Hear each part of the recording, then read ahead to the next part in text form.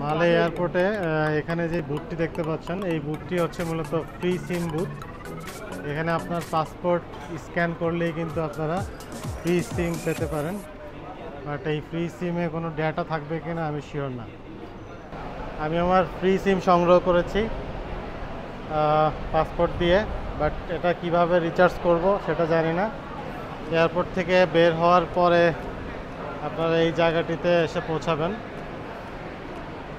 সামনেই সমুদ্র দেখা যাচ্ছে, বাট আমরা অপেক্ষা করছি আমাদের সব গ্রুপ মেম্বারের জন্য। সবাই আসলে তারপরে আমরা বের হব।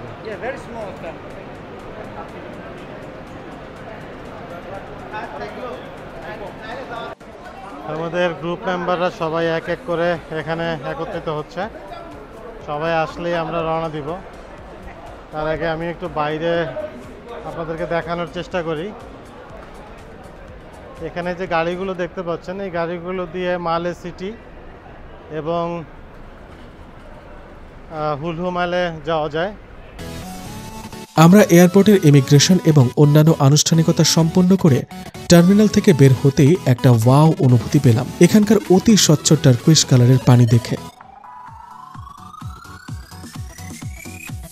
আমরা এয়ারপোর্ট থেকে বের হয়েছি, আর আমাদের স্পিড বোট অপেক্ষা করছে আমাদের জন্য। আমরা এখন যাচ্ছি আমাদের স্পিড বোটের দিকে।